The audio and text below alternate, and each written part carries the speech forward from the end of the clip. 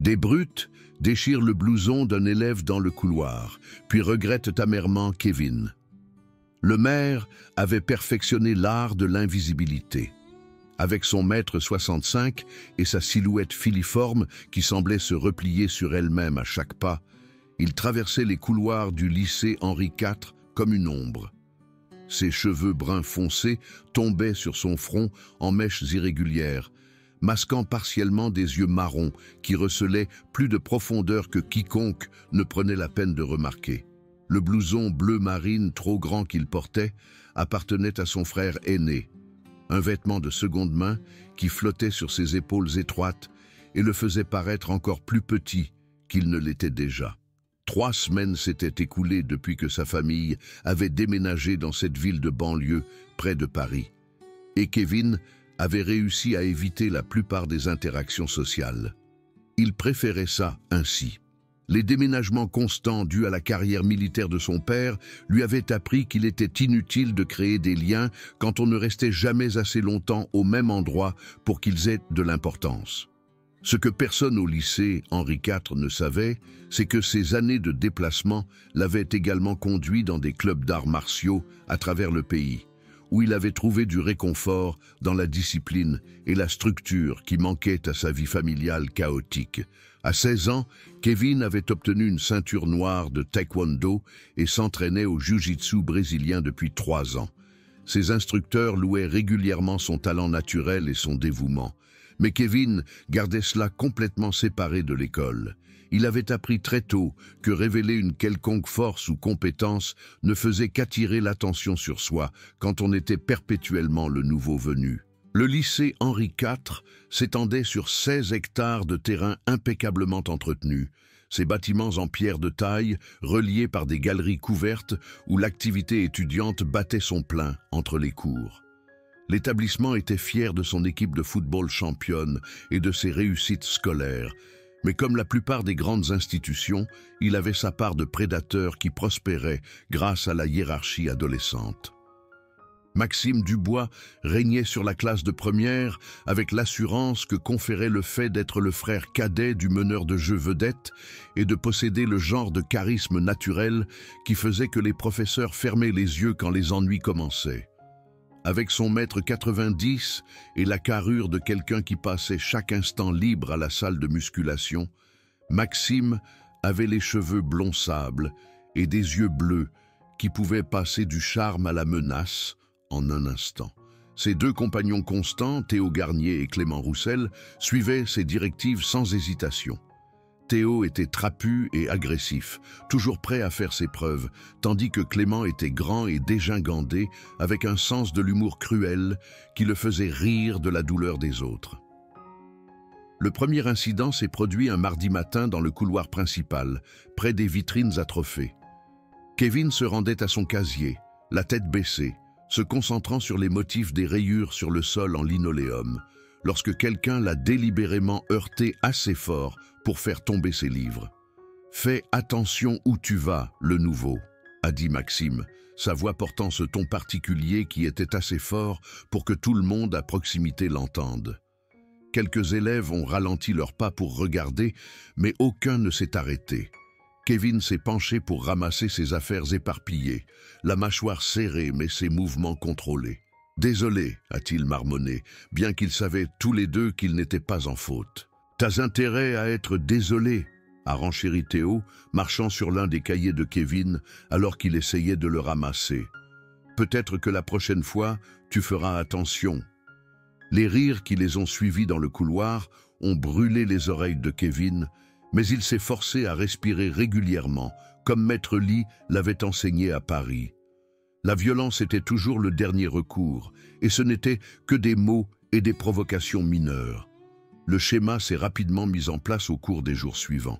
Maxime et sa bande trouvaient de petits moyens de rendre la journée de Kevin misérable, faire tomber les livres de ses mains, faire des commentaires sur ses vêtements ou son attitude discrète, s'assurer qu'il se sente comme un étranger. Les incidents étaient toujours juste assez mineurs pour qu'aucun professeur ne les considère comme valant la peine d'être abordés, mais suffisamment persistants pour créer une tension constante. C'est pendant le déjeuner à la cantine que Kevin a remarqué pour la première fois Léa Dubois. Elle était assise seule à une table d'angle, lisant un roman de poche usé tout en picorant une salade. Ses cheveux châtain clair étaient ramenés en une simple queue de cheval et elle portait un t-shirt vintage d'un groupe de rock qui indiquait immédiatement à Kevin qu'elle ne cherchait pas à s'intégrer à la foule populaire. Quand elle a levé les yeux et l'a surpris en train de la regarder, elle lui a offert un petit sourire qui a fait se retourner son estomac d'une manière qui n'avait rien à voir avec la nourriture immonde de la cantine. Leur première conversation s'est produite par hasard lorsqu'ils ont tous les deux attrapé le même livre à la bibliothèque. « Le rouge et le noir », a dit Léa en jetant un coup d'œil au titre. « Bon choix. Bien que je te recommanderais La Chartreuse de Parme de Stendhal, si tu ne l'as pas lu. » Kevin s'est retrouvé à parler à une autre personne pour la première fois depuis des semaines. « Je ne l'ai pas lu. C'est similaire ? Même thème, mais plus sombre, plus sur la façon dont les gens changent et s'éloignent. » Elle s'est arrêtée, étudiant son visage. « Tu es le nouveau, n'est-ce pas, Kevin ?» Le fait qu'elle connaisse son nom l'a surpris. « Oui, et tu es Léa. » « Les nouvelles vont vite dans une école de cette taille, » a-t-elle dit avec un sourire. « Surtout quand quelqu'un réussit à rester invisible pendant 3 semaines de suite. Il faut du talent pour ça. » Leur amitié s'est développée lentement, construite sur des déjeuners partagés à la bibliothèque et des conversations calmes sur les livres, la musique et l'écosystème social particulier du lycée. Léa était à Henri IV depuis la maternelle, mais n'avait jamais vraiment trouvé sa place parmi les cliques établies. Elle était trop intelligente pour la foule des fêtards, trop alternative pour les universitaires et trop authentique pour les ambitieux sociaux. Kevin se retrouvait à attendre avec impatience l'école pour la première fois depuis son arrivée, bien qu'il fasse attention à garder ses sentiments croissants pour Léa pour lui. Elle représentait quelque chose qu'il ne s'était jamais permis de vouloir, un véritable lien avec quelqu'un qui voyait au-delà de ses murs soigneusement construits. Le harcèlement a continué, mais Kevin l'a enduré avec la patience qu'il avait acquise grâce à des années de méditation et d'entraînement. Maxime semblait le considérer comme un divertissement, une balle anti-stress à presser chaque fois qu'il avait besoin de se sentir puissant. Les incidents ont lentement pris de l'ampleur, les coups d'épaule dans le couloir sont devenus plus forts, les commentaires sont devenus plus personnels et le public de spectateurs s'est agrandi au fur et à mesure que la nouvelle se répandait, que le nouveau était une cible facile. « Pourquoi tu ne te défends jamais ?» a demandé Léa un après-midi, alors qu'ils étaient assis sur les gradins après l'école. Elle avait vu Théo renverser accidentellement du lait au chocolat sur la chemise de Kevin pendant le déjeuner, et la frustration dans sa voix était évidente. Kevin est resté silencieux pendant un long moment, regardant l'équipe de football s'entraîner sur le terrain en contrebas. « Parfois, se défendre ne fait qu'empirer les choses, » a-t-il dit finalement. « Mon père a toujours dit que la personne la plus forte dans la pièce est généralement celle qui n'a pas besoin de le prouver. Ce qu'il ne lui a pas dit, c'est qu'il avait vu ce qui arrivait quand des combattants entraînés perdaient le contrôle. Au cours de sa 2e année d'entraînement au Jiu-Jitsu à Lyon, il avait vu un élève plus âgé blesser gravement quelqu'un lors d'une altercation de rue. Les conséquences juridiques, la culpabilité, la façon dont cela l'avait changé, Kevin avait juré de ne jamais laisser son entraînement devenir une arme, à moins que la vie de quelqu'un ne soit réellement en danger. Le point de rupture est survenu un vendredi après-midi à la fin du mois d'octobre. Kevin traversait le couloir principal avec Léa, tous les deux discutant de leur projet d'aller voir un film ce week-end lorsque Maxime et sa bande se sont matérialisés comme s'ils avaient attendu. « Eh bien, regardez ce que nous avons ici », a dit Maxime, sa voix dégoulinant d'une fausse surprise. L'homme invisible s'est finalement trouvé une petite amie. La main de Léa s'est resserrée sur ses livres, mais elle a continué à marcher. Kevin pouvait sentir le nœud familier se former dans son estomac, mais il s'est forcé à maintenir leur rythme vers la sortie. « Je te parle, le fantôme !» a crié Maxime, sa voix résonnant contre les casiers. « Ne sois pas impoli. » Lorsque Kevin a continué à marcher, Théo s'est déplacé pour bloquer leur chemin, tandis que Clément a fait le tour derrière eux. Le couloir était bondé d'élèves rentrant chez eux pour le week-end, mais la foule semblait se séparer automatiquement, créant un cercle d'espace autour de la confrontation. « Laissez-nous tranquilles, Maxime », a dit Léa, sa voix ferme mais tendue. « Oh, la petite rat de bibliothèque a des opinions », a ri Maxime, et Kevin a aperçu l'éclat dangereux dans ses yeux. « Dis-moi, Léa, qu'est-ce que tu trouves à ce loser? Est-ce la façon dont il fuit chaque confrontation? Une qualité vraiment attirante chez un mec. C'est mieux que de compenser son insécurité en s'en prenant à des gens qui ne se défendront pas, a rétorqué Léa. Et Kevin a désespérément souhaité qu'elle ne l'ait pas dit. L'expression de Maxime s'est assombrie. Insécurité, c'est fort de la part de quelqu'un qui n'est personne depuis l'école primaire. Il s'est approché de Kevin, assez près pour que Kevin puisse sentir l'odeur du shake protéiné dans son haleine. « Tu sais quoi, le fantôme? Je pense qu'il est temps que tout le monde voit quel genre d'homme tu es vraiment. » Avant que Kevin ne puisse réagir, Maxime a saisi le devant de son blouson bleu marine et a tiré fort. Le tissu usé, déjà affaibli par des années d'utilisation, s'est déchiré avec un bruit fort qui a semblé résonner dans le couloir soudainement silencieux. La force de l'attraction a fait trébucher Kevin en arrière et il a entendu Léa halter alors que le blouson s'est complètement fendu le long de la couture avant. « Oups !»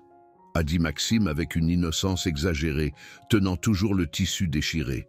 « On dirait que la tenue de ton petit ami est aussi faible que lui, Léa. » Les rires qui ont éclaté de la foule grandissante de spectateurs ont sonné comme des coups physiques.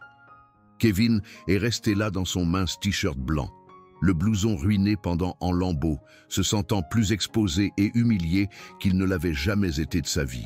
Ce blouson avait été son armure, son bouclier contre le monde, et maintenant il était détruit devant la moitié de l'école. Mais c'est l'expression sur le visage de Léa qui a finalement brisé quelque chose à l'intérieur de lui.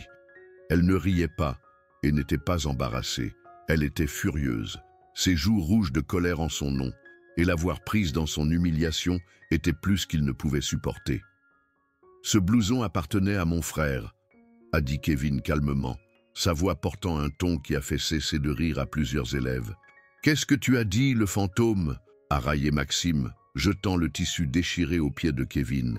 « Parle plus fort pour que tout le monde puisse t'entendre. » Kevin a baissé les yeux sur le blouson ruiné, puis a relevé les yeux vers Maxime. Quelque chose de fondamental avait changé dans sa posture, un redressement subtil de sa colonne vertébrale qui le faisait paraître plus grand malgré sa taille inchangée. J'ai dit que ce blouson appartenait à mon frère qui est actuellement déployé en Afghanistan avec le 13e régiment de dragons parachutistes. Le changement chez Kevin était subtil, mais indubitable. Ses épaules se sont redressées, ses mains pendaient lâchement à ses côtés et sa respiration est devenue profonde et contrôlée. Léa l'a remarqué en premier, la façon dont toute sa tenue s'est transformée de défensive à prête. « Et alors ?» a ri Théo, mais sa voix manquait de conviction. « Ton frère n'est pas là pour te protéger. »« Non », a convenu Kevin, sa voix calme et mesurée. « Il n'est pas là. » Au cours du week-end, la nouvelle de l'incident du blouson s'est répandue sur les réseaux sociaux de l'école comme une traînée de poudre. Des vidéos prises sur des téléphones portables montraient les rires triomphants de Maxime et l'humiliation de Kevin. Et le lundi matin, il semblait que tout le monde au lycée Henri IV l'avait vu. Kevin a enduré les regards et les commentaires chuchotés avec la même dignité tranquille qu'il avait montrée tout au long du semestre. Mais ceux qui regardaient de près auraient pu remarquer des changements subtils.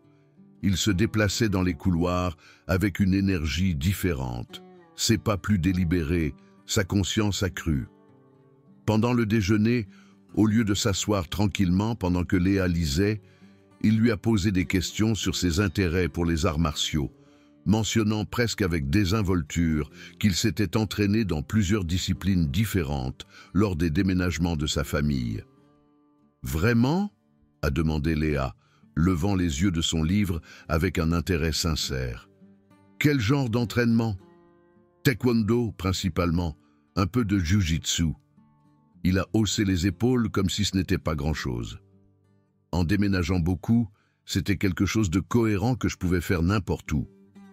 Léa a étudié son visage, notant la façon dont ses yeux semblaient plus alertes, plus concentrés qu'elle ne les avait jamais vus.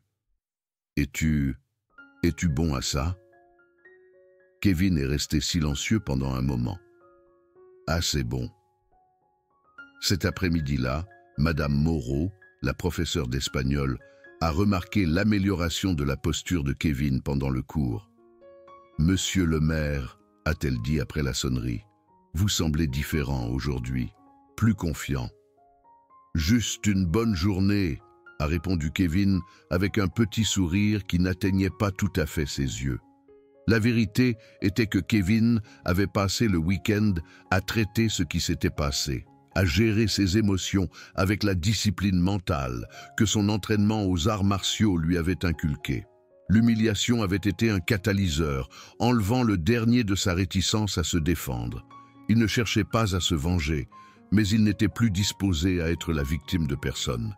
Maxime, quant à lui, se grisait de sa dernière victoire. La destruction du blouson de Kevin avait cimenté sa réputation de quelqu'un qui pouvait humilier les faibles sans conséquence, et il se prélassait dans l'admiration de ses partisans et la peur des cibles potentielles.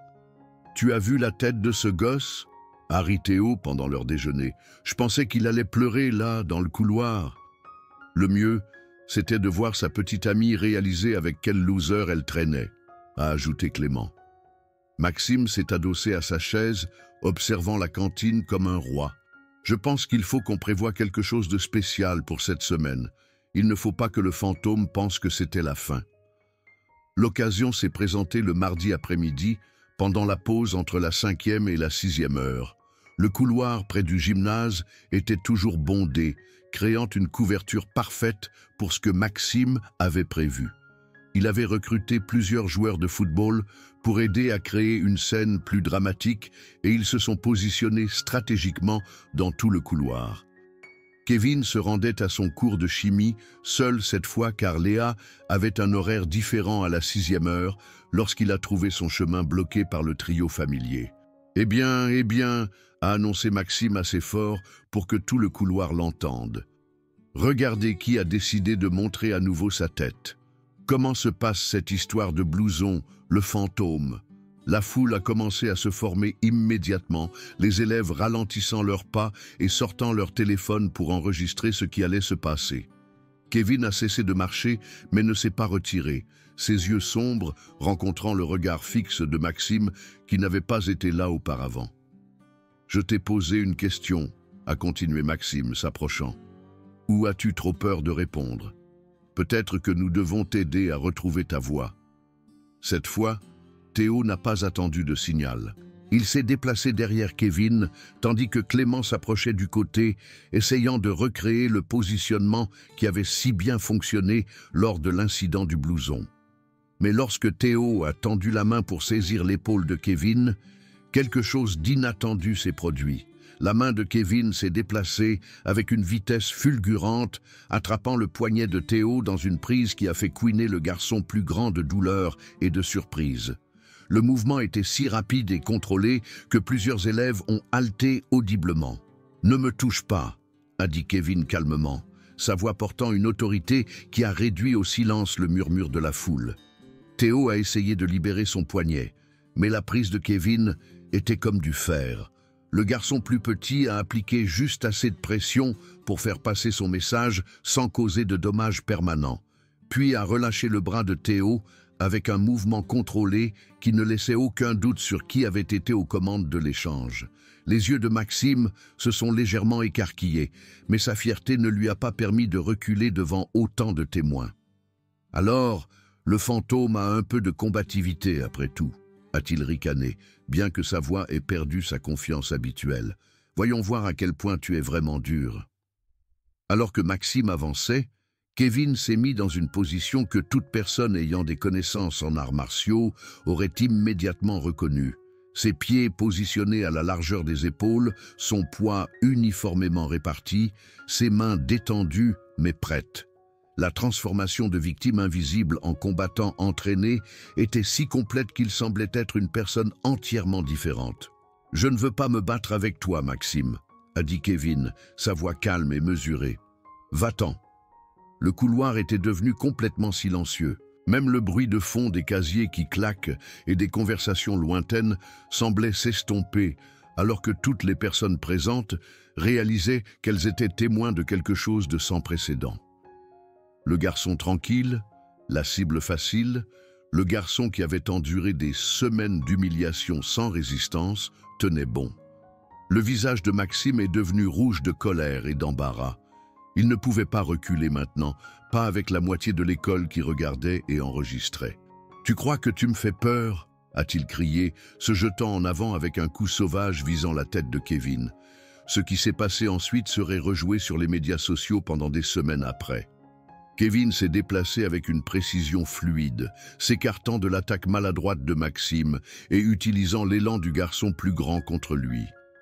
Un simple balayage du pied a fait tomber Maxime au sol, sa coordination athlétique étant inutile contre une technique qu'il n'avait jamais rencontrée. Clément s'est précipité pour aider son chef déchu, mais Kevin était prêt. Des années d'entraînement lui avaient appris à suivre plusieurs adversaires, et il a attrapé la charge de Clément avec un renversement de hanche parfaitement synchronisé qui a envoyé le grand garçon s'étaler à côté de Maxime. Toute la séquence a pris moins de 10 secondes, et quand c'était fini, les deux brutes étaient au sol, tandis que Kevin se tenait au-dessus d'eux, respirant à peine fort. Théo, serrant son poignet douloureux, a jeté un coup d'œil à ses amis vaincus et a décidé que la discrétion était la meilleure partie de la valeur. Il a reculé lentement, ses yeux ne quittant jamais l'expression calme de Kevin. « Comment ?» a halté Maxime depuis le sol, regardant le garçon qu'il avait tourmenté pendant des semaines. « Comment as-tu… » « J'ai essayé d'éviter ça, » a dit Kevin, tendant la main pour aider Maxime à se relever. Le geste a surpris toutes les personnes présentes, y compris Maxime lui-même. Mais je ne serai plus la victime de personne. Maxime a hésité un instant, puis a accepté la main offerte et a permis à Kevin de le relever. La nature symbolique du geste n'a pas échappé à la foule qui regardait, le vainqueur faisant preuve de miséricorde envers le vaincu. « Ce n'est pas fini », a murmuré Maxime, mais les mots manquèrent de conviction. Toutes les personnes présentes avaient vu avec quelle facilité Kevin s'était occupé de lui et de Clément, et la hiérarchie sociale du lycée Henri IV venait de connaître un séisme. « Si », a dit Kevin calmement, ses yeux sombres rencontrant ceux de Maxime avec une certitude absolue, « c'est fini ». Alors que la foule commençait à se disperser, bourdonnant d'excitation et d'incrédulité, Léa est apparue aux côtés de Kevin.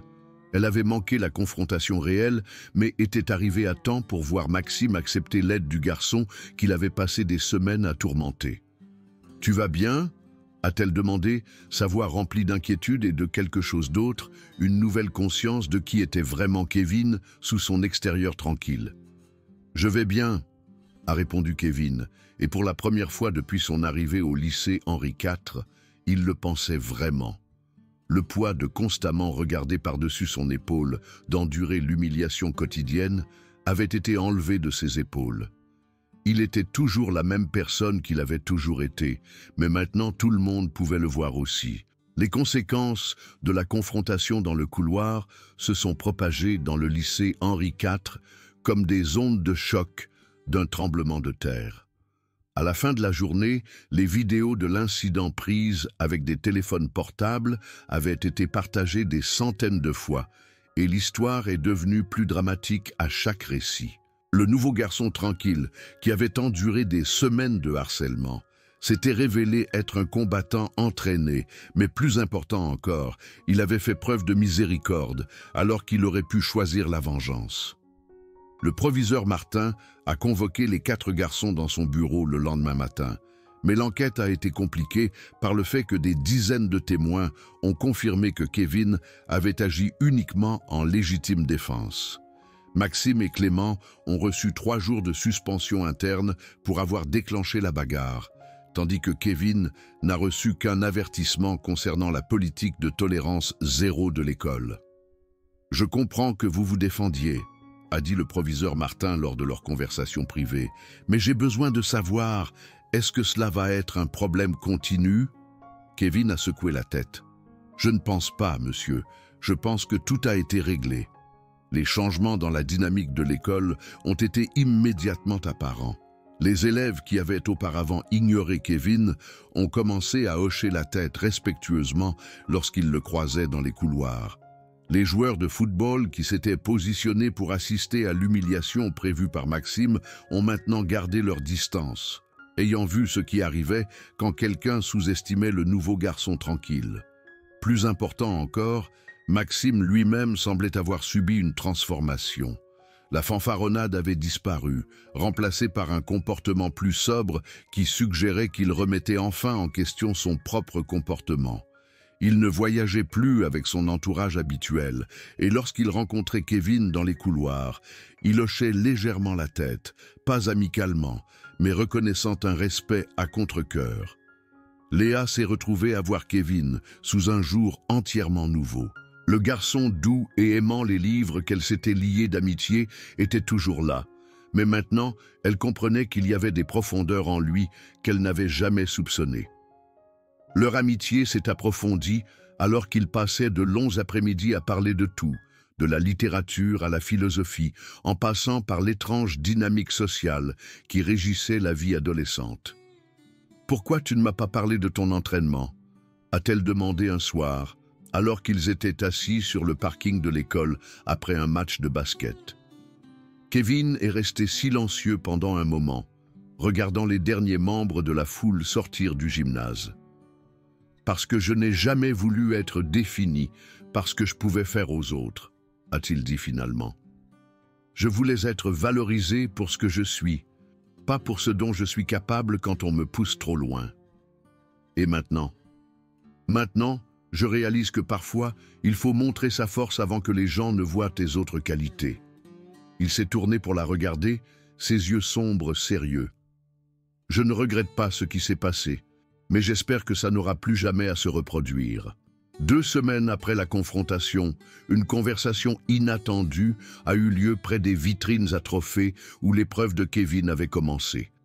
Maxime s'est approché de lui seul, sans son soutien habituel, son expression incertaine mais déterminée. « Le maire », a-t-il dit, sa voix manquant de son arrogance habituelle. « Je peux te parler 1 minute ?» Kevin a cessé de marcher et s'est tourné pour faire face à son ancien bourreau. « Qu'est-ce que tu as en tête ?» Maxime avait l'air mal à l'aise, luttant avec des mots qui ne venaient pas naturellement à quelqu'un habitué à utiliser l'intimidation plutôt que la communication. « Je veux dire, ce que je t'ai fait avec le blouson et tout. » Il s'est interrompu, puis s'est forcé à continuer. « C'était mal. J'étais un crétin complet et tu ne méritais rien de tout ça. » Les excuses ont plané dans l'air entre eux, surprenantes par leur sincérité. Kevin a étudié le visage de Maxime, voyant quelque chose qu'il n'avait jamais remarqué auparavant. De l'incertitude, de la vulnérabilité, peut-être même un véritable remords. « Pourquoi ?» a demandé Kevin simplement. « Pourquoi m'as-tu pris pour cible en premier lieu ?» Maxime est resté silencieux pendant un long moment, fixant les vitrines à trophées remplies de réalisations qu'il avait toujours supposées définiraient sa valeur. « Parce que je pouvais, » a-t-il admis finalement, « parce que tu étais nouveau et tranquille et tu ne te défendais pas.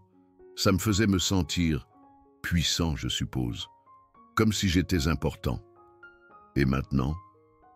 Maintenant, je réalise que faire sentir quelqu'un d'autre petit ne te rend pas plus grand. » Maxime a rencontré directement les yeux de Kevin. « Je ne te demande pas de me pardonner ou d'être mon ami ou quoi que ce soit de ce genre. Je voulais juste que tu saches que je comprends que ce que j'ai fait était mal et ça ne se reproduira plus. » Kevin a hoché la tête lentement. « J'apprécie ça, » a-t-il dit. « Et pour ce que ça vaut, je pense que tu es meilleur que la personne que tu faisais semblant d'être. » Alors qu'ils se séparaient, les 2 garçons ont compris que quelque chose de fondamental avait changé, non seulement entre eux, mais dans leur compréhension d'eux-mêmes. Maxime s'est éloigné avec une nouvelle conscience de l'impact de ses actions sur les autres, tandis que Kevin a senti la dernière pièce de sa transformation se mettre en place. L'histoire de ce qui s'est passé dans le couloir du lycée Henri IV est devenue une légende, racontée et répétée jusqu'à prendre des proportions mythiques. Mais pour ceux qui l'ont vécu, la vraie leçon n'était pas la confrontation dramatique ou les compétences en arts martiaux qui ont renversé la situation contre les brutes. Il s'agissait du courage tranquille qu'il faut pour rester fidèle à soi-même tout en refusant d'être la victime de qui que ce soit, et de la compréhension que la vraie force ne vient pas de la capacité de blesser les autres, mais de la sagesse de savoir quand ne pas utiliser le pouvoir que l'on possède. Kevin Lemaire avait appris à être visible sans se perdre, à se tenir debout sans devenir ce qu'il avait autrefois craint.